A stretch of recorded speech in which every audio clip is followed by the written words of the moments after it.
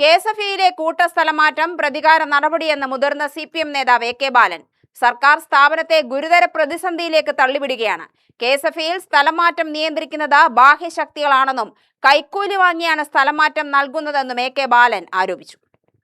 ജീവനക്കാരുടെ വ്യക്തിപരമായ സാഹചര്യങ്ങളും ആരോഗ്യ പ്രശ്നങ്ങളും പോലും പരിഗണിക്കാതെയാണ് നടപടികളെന്നും സ്ഥലം മാറ്റം റദ്ദാക്കുന്നതിനായി ഉദ്യോഗസ്ഥരെ ഭീഷണിപ്പെടുത്തുന്നതായും യൂണിയൻ മാറണമെന്നാവശ്യമുയർത്തുന്നതായും A.K. ബാലൻ പറഞ്ഞു. ഈ അഡ്മിനിസ്ട്രേറ്റീവ് സൗകര്യം എന്ന് വെച്ചുകൊണ്ട് പറഞ്ഞുകൊണ്ട് കൊണ്ടുവരുന്നതോ കൊള്ളച്ചിട്ടിക്ക് നേതൃത്വം കൊടുത്ത റവന്യൂ റിക്കവറി അസാധ്യമാക്കിയ റവന്യൂ റിക്കവറിയുടെ ഭാഗമായിട്ടുള്ള പ്രോപ്പർട്ടി അസസ്മെന്റ് അച്ചോർബിറ്റൻ്റായി അസസ് ചെയ്ത ഒന്നിനും പറ്റാത്ത കാലാകാലമായി KSFയുടെ ടാർഗറ്റ് ബിസിനസ് ടാർഗറ്റ് പൂർത്തീകരിക്കുന്നതിന് സഹായിക്കാത്ത ആൾക്കാരെയാണ് ചെറിയൊരു വിഭാഗമുള്ളത് ഹെഡ് ഓഫീസിലേക്കും റീജിയണൽ ഓഫീസിലേക്കും കൊണ്ടുവന്നിരിക്കുന്നത്. ഇപ്പോൾ ഇവിടെ റവന്യൂ റിക്കവറി അതിശക്തമായി പാലക്കാട് ജില്ലയിൽ നടത്തിയ ഒരാളാണ് ഉണ്ണികൃഷ്ണൻ. നേരെ മലപ്പുറത്തേക്കാണ് മാറ്റിയത്. അപ്പോൾ ഈ ഒന്ന് രണ്ട് കാര്യം ഞാൻ പറയാം. ഈ കവിത SCയിൽപ്പെട്ടതാണ്. അതാണ് ഞാൻ കുട്ടി മരണപ്പെട്ടത് കുറച്ച് ദിവസമായിട്ടുള്ളൂ. കൊല്ലത്ത് നിന്ന് ഏറ്റുമാനൂട്ടി വൈക്കത്തേക്ക് കോട്ടയം ജില്ലയിൽ 163 കിലോമീറ്റർ. വിരമിക്കാൻ ഒരു വർഷമുള്ളൂ പ്രീത എന്ന് പറയുന്ന മാനേജർ.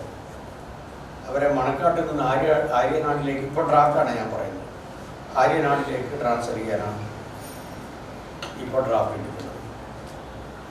ദീപ രാമകൃഷ്ണൻ എന്ന് പറയുന്നത് ബ്രെയിൻ ട്യൂമറായി സർജറി കഴിഞ്ഞ് വിശ്രമത്തിലാണ്.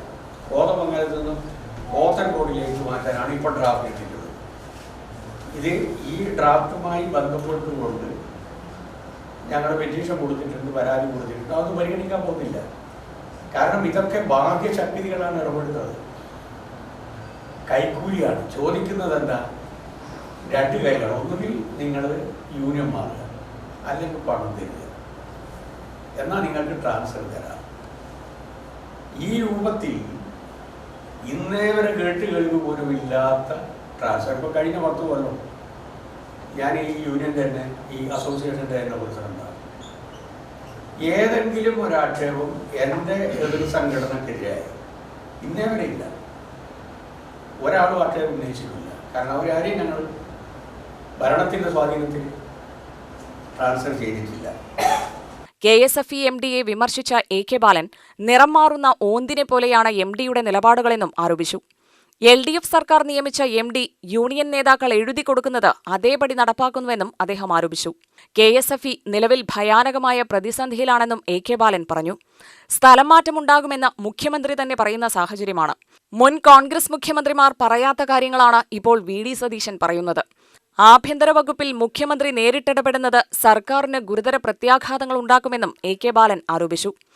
അതേസമയം നവകേരള സദസ്സിന്റെ ഭാഗമായി നടത്തിയ യാത്രയെ തകർക്കാൻ ലഹരി മാഫിയ, ഗുണ്ടകൾ, കള്ളപ്പണക്കാർ എന്നിവരെ UDF ഉപയോഗിച്ചെന്നും അതിന് യൂത്ത് കോൺഗ്രസ് നേതാവ് തന്നെ നേതൃത്വം നൽകിയതിന്റെ തെളിവുകൾ പുറത്തുവരികയാണെന്നും അദ്ദേഹം പറഞ്ഞു.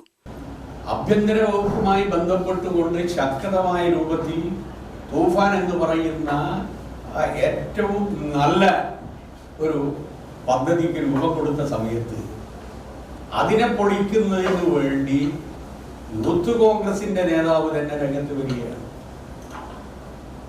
ആ പ്രവർത്തനത്തെ തടയുന്നതിന് പോലീസുകാരുടെ മുകളിൽ സമ്മർദ്ദം ചെലുത്തുകയാണ്. ഞങ്ങൾ ഇന്നയാളുടെ ആൾക്കാരാണ്, ഞങ്ങളെ തൊടാൻ പാടില്ല എന്ന് 3 ജില്ലകളിൽ നിന്നും പോലീസിനോട് പറഞ്ഞതിന്റെ അടിസ്ഥാനത്തിൽ രക്ഷപ്പെട്ടിട്ടാണ് കാസർഗോഡ് എത്തിയത് എന്ന് മലയാള മനോരമ പറയുകയാണ്. ഞാൻ പറയുന്നതല്ല, അങ്ങനെ ഒരു ആക്ഷേപം ഞാൻ പറയുന്നേയില്ല. മലയാള മനോരമ അടക്കം പറയാൻ നിർബന്ധിക്കപ്പെട്ട് കഴിഞ്ഞാൽ ഏത് രൂപത്തിലുള്ള അധോലോകമാണ്, മയക്കമരുന്ന് ലോബിയാണ് നമ്മുടെ ഈ കേരളത്തിൽ ഉള്ളത് അത്ഭുതപ്പെട്ടു. ഇത് മനസ്സിലാക്കി ബോധപൂർവം തന്നെയാണ് ബഹുമാനപ്പെട്ട ആഭ്യന്തര വകുപ്പ് മന്ത്രി ഇതിന് രൂപം കൊടുത്തതെന്നാണ് ഞാൻ വിശ്വസിക്കുന്നത്. കാസർകോട്ടെ SP എന്തുകൊണ്ട് ഇത് പിടിക്കാൻ കഴിഞ്ഞു? മറ്റുള്ള സ്ഥലത്തൊന്നും പിടിക്കട്ടല്ലേ? മലപ്പുറത്തും കോഴിക്കോടും വെച്ച് പിടിക്കട്ടല്ലേ? ഇത് അവിടെ പിടിക്കാതെ കാസർഗോഡ് നിന്ന് എങ്ങനെ പിടിക്കാൻ കഴിയും? കാസർകോട്ടെ SP ഒരു മൗനാനുവാദം കൊടുത്തിരുന്നു എങ്കിൽ ഈ ഗൂഢസംഘത്തെ പിടിക്കാൻ കഴിയുമായിരുന്നോ? അവിടെയാണ് പ്രശ്നം. അതാണ് ഗൗരവമായിട്ട് നമ്മൾ ആലോചിക്കേണ്ടത്. എവിടത്തേക്കാണ് കേരളത്തിൽ എത്തിക്കുന്നത്? ഇതുപോലെ 3 മാസം കൊണ്ട് ഇങ്ങനെ ഒറ്റപ്പെട്ട തൂക്കം പൊളിക്കാൻ പോലീസിനകത്തും ഇടപെടലുകൾ നടത്തുന്നു. ഉറപ്പല്ലേ? കാരണം ഈ മാഫിയ സംഘത്തെ അത് പൊളിക്കുമെന്നുള്ളത് ഉറപ്പ്. അതിന് രമേശ് ചെന്നിത്തല നിന്ന് കൊടുക്കില്ല എന്നുള്ളതാണ് ഞാൻ വിശ്വസിക്കുന്നത്. അപ്പൊ അതിന്റെ ഭാഗമായിട്ടാണ് നേരത്തെ ഞാൻ സൂചിപ്പിച്ച ഡോക്ടർ സണ്ണിന്റെ ഒരു മരണം ഉറപ്പാണെന്ന് ഞാൻ പറഞ്ഞത്. UTV news Palakkad.